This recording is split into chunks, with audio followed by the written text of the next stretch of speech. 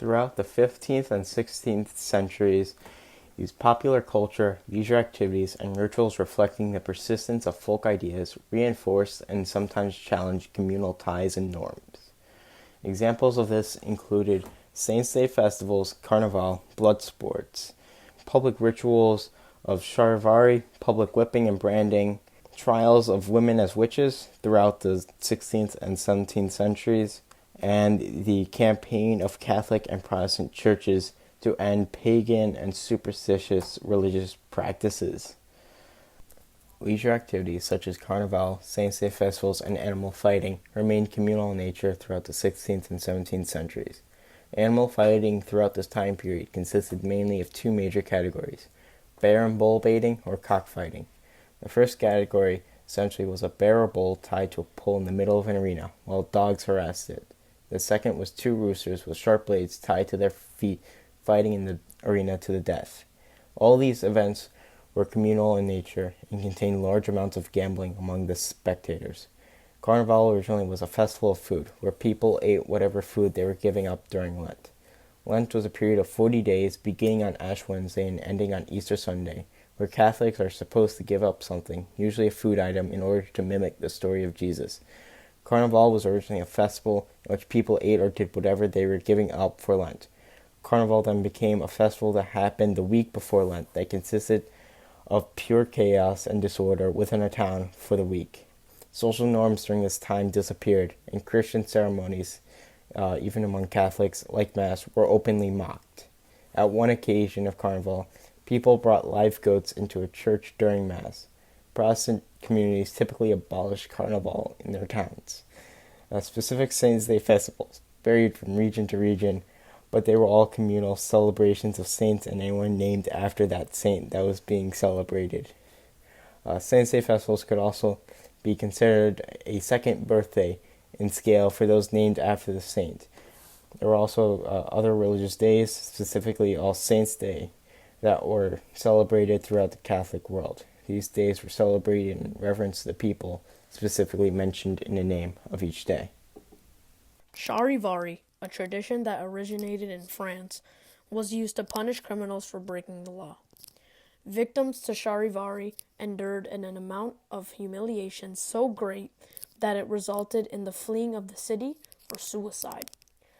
A message was sent to these criminals to not commit the same crime or even any crime in the future.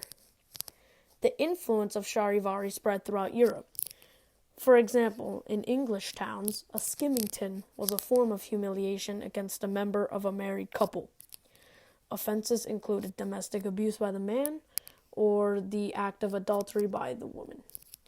Both a skimmington and charivari involved loud and noisy parades.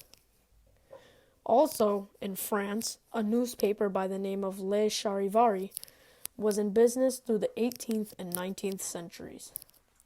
They posted political cartoons, caricatures, and other satirical statements. When the French government banned political caricature in 1835, Le Charivari started to write satirical material about everyday life. The name Le Charivari came from the term charivari, showing the term's relevance over a course of several hundred years. Along with humiliating serenades, local officials took part in public whipping and branding. By the Statute of Vagabonds, gypsies, and brawlers were to be banned. The first two with a large V on the breast, the last with an F for Fraymaker.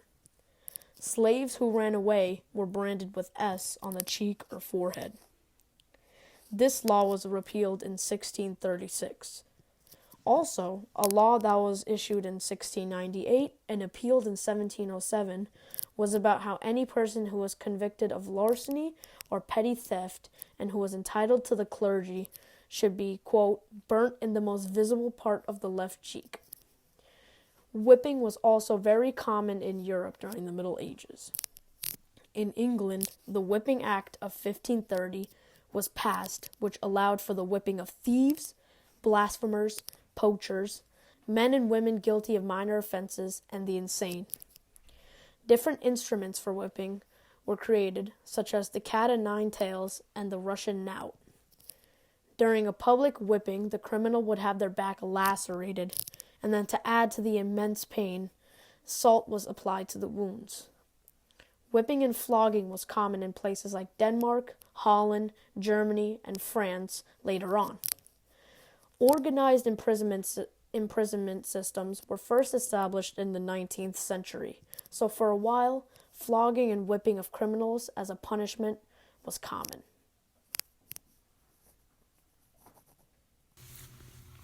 The book Malus Mercarium, written by Heinrich Kramer and Jacob Sprenger, had a strong influence on people's feelings about witchcraft.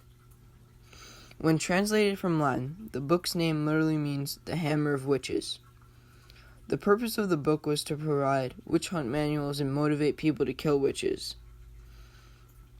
The book caused the mass genocide of convicted witches in Europe, created a sense of fear and hysteria in Europe. It is possible that the authors of the book are responsible for more deaths than any authors ever.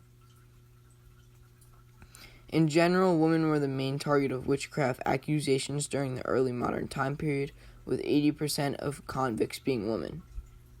Convicted witches were persecuted, tortured, and killed. Christians believed that witches were the devil's workers and that they were possessed. Because of this, people feared witches and wanted them extinct.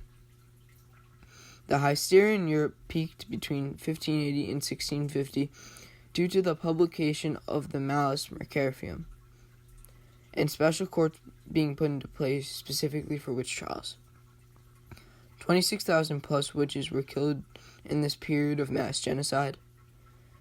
After 1650, witchcraft trials declined due to a loss of interest in witches because of how scarce they became. The Catholic and New Protestant Church began a campaign to end new pagan practices such as animal sacrificing, drinking, gambling, maypole dancing, and village fairs. Today, drinking and gambling is not something you should frequently do, if not ever, but it was formerly known as an acceptable sin. Eventually, the Church and New Protestant Church started to stop accepting these sins and started cracking down on them.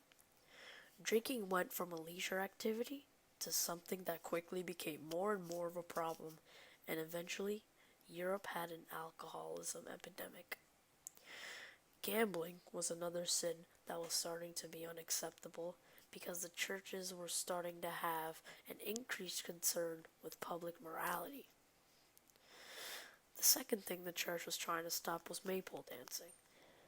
Maypole dancing was when people would get together as a community and decorate a tree with ribbons and flowers symbolizing it. The church was against this because it symbolized that there was more than one God, which they thought was false. There was only one true God to them. The fourth and final thing the church was against were animal sacrifices. In Christianity, Jesus made the ultimate sacrifice, and any other sacrifice was obsolete. People sacrificing animals angered the church because it made it seem like what Jesus did wasn't enough.